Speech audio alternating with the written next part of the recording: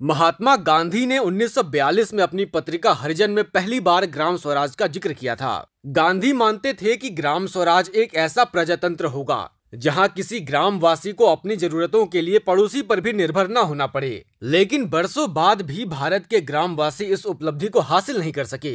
आज के इस एपिसोड में हम पेसा कानून पर बात करने वाले हैं। पेसा कानून क्या है, कब बना, इसकी जरूरत क्यों आन पड़ी और झारखंड में यह अब तक लागू क्यों नहीं हो पाया है। भारत की संसद ने 1996 में पेसा कानून को पारित किया था। तब देश में जनता दल की सरकार थी और एच.डी. देवेगौड़ा प्रधानमंत्री थे।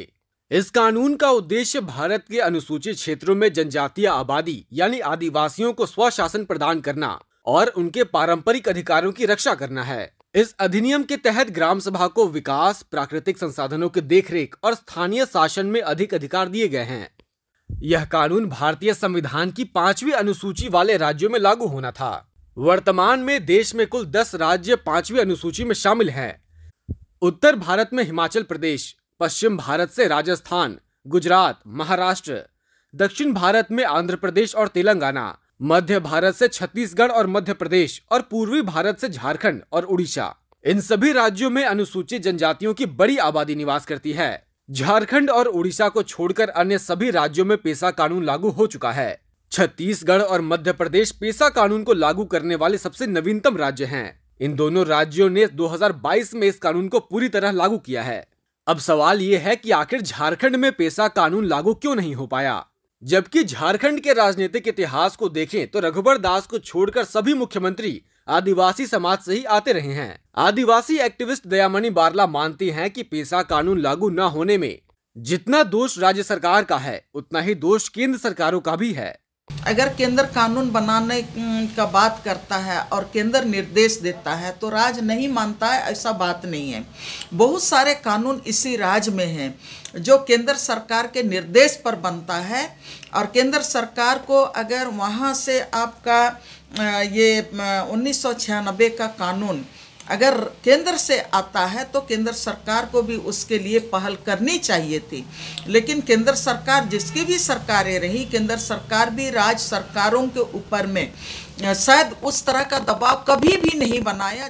झारखंड में पेसा कानून की मांग को लेकर कई आंदोलन हुए, जिनमें सबसे चर्चित रहा 2017 का पत्थलगड़ी आंदोलन।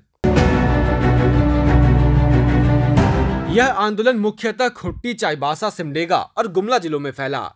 आदिवासी ग्राम सभाओं ने गांवों की सीमा पर बड़ी बड़ी पत्थर की शिलाएं, पत्थलगड़ी स्थापित की, जिन पर संविधान की 5वीं अनुसूची और पेसा एक्ट की धाराओं का उल्लेख किया गया था। गांव वालों का दावा था कि वे पूर्ण स्वशासित हैं और किसी बाहरी व्यक्ति को इंक्लूडिंग पुलिस और प्रशासन गांव में प्रवेश करने का अधिकार नहीं है जब तक ग्राम सभा अनुमति न दे। यह आंदोलन असहमति का प्रतीक बन गया, लेकिन जल्द ही इसे देश विरोधी करार दिया गया। कई आदिवासी नेताओं और ग्रामीणों पर राजद्रोह के मुकदमे दर्ज हुए। पत्थलगड़ी आंदोलन के दौरान कई जिलों में झड़पें हुई और कई लोगों की गिरफ्तारी भी हुई। खूंटी के आदिवासी बहुल गांवों में आज भी आपको पत्थर की बड़ी बड़ी शिलाएं देखने को मिल जाएंगी। ग्रामीणों में आज भी इस बात को लेकर भारी असंतोष है कि इतना सब होने के बाद भी झारखंड में पेसा कानून लागू नहीं हो पाया। सरकार पेसा कानून अब तक लागू नहीं कर पाया है। नहीं लागू किया है, लेकिन हम लोग अपना अधिकार लेने के लिए हाथ फैलाए हैं। यहाँ पे आप लोग आए हैं। हाँ, तो अभी कैसे पंचायत के अलावा कैसे ग्राम सभा कब कब होता है, कैसे इसकी विधि व्यवस्था है? हम लोग हर गुरुवार को यहाँ ग्राम सभा करते हैं और जो हम लोग का गांव का जो समस्या है उसको अपने खोए गांव वाले निदान करते हैं। यानी और सरकार नहीं लागू करता है, लेकिन राष्ट्रपति ने जिस दिन कहा था कि ग्राम सभा स्वतः लागू हो जाएगा, सरकार लागू करे चाहे ना करे, लेकिन स्वतः लागू हो जाएगा। आज इतना दिन गुजर गया लेकिन सरकार कानून नहीं बना पाया। कि ये पत्थल में जो शिलालेख किए हैं उसी के आधार पर हमारा गांव चले, कह के ये पत्थल शिलालेख करके हम लोग गाड़े हैं। इसी के आधार पर हमारा गांव चले और सरकार इसी के आधार पर क्या बोलेंगे नियम कानून बनाए, कह के हम लोग ये पत्थल गाड़े हैं, शिलालेख किए हैं।